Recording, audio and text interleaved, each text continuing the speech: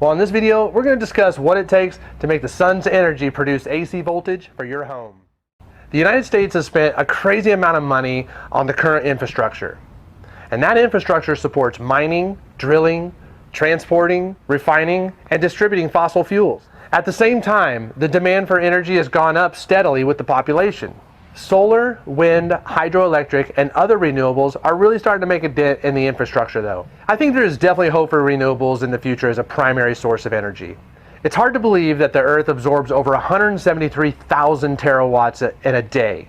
That's 10,000 times more sun than we even need.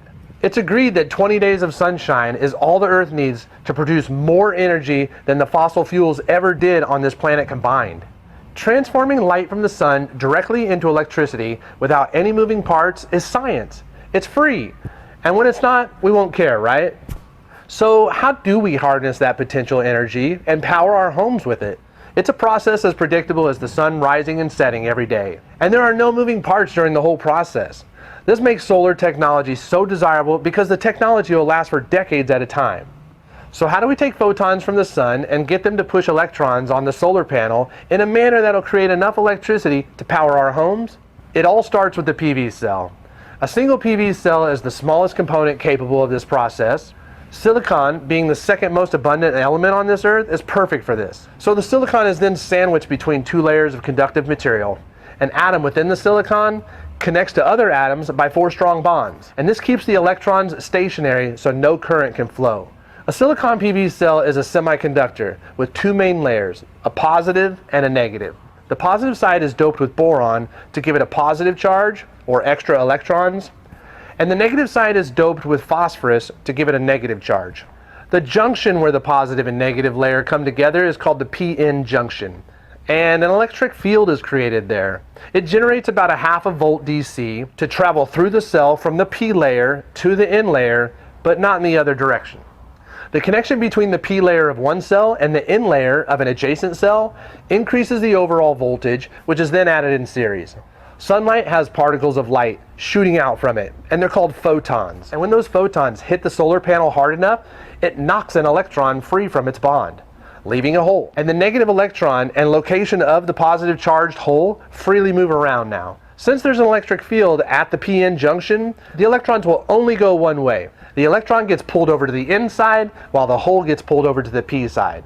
From there, this process repeats itself over and over and does work like powering the house until all those electrons return back around to a conductive aluminum sheet on the back side of the panel. Because the voltage of an individual crystalline PV cell is only a half a volt DC, a PV module consists of numerous cells wired together in series.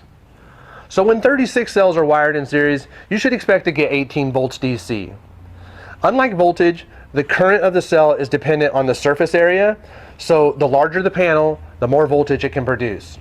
And the current of each cell will pretty much stay the same as the current of each module. The panels of yesterday were 18 and 36 cell panels. In 2019, our panels are 60 cell, and at the very least go to 72 and 96 cell panels for the residential market. More cells means more power per panel. Monocrystalline and polycrystalline panels are your choices for your solar panels. Monocrystalline panels are the most desirable panels right now because of their efficiency and just the way they look. I mean, they're typically black panels with black frames, and they have a black back sheet, and they're all made with one single type of crystal. That single crystalline material used on mono panels makes them more efficient than polycrystalline panels. And they're more efficient because they allow the electrons to move more freely. The reason why they're a tad bit more efficient than polycrystalline panels is in the casting process of the cells. Polycrystalline panels are made with a variety of crystals, so when the molten silicon of multiple types of crystals gets poured into a mold and solidifies, it dries flat into what looks like a bed of flakes or crystals. Polycrystalline panels also have like a bluish tinge to them too. The different crystals within the cell create grainy little speed bumps that can make it more difficult for the electrons to navigate out of the cell. Monocrystalline panels are smoother at that level, and that's the reason monocrystallines are all the rage right now. Well, hopefully this has helped you gain a little bit of understanding about the process of solar energy production. If this is your first time watching our channel, please click subscribe down here to the bottom right, and if you do click that little bell right next to it, you'll be notified of all of our videos as they come out.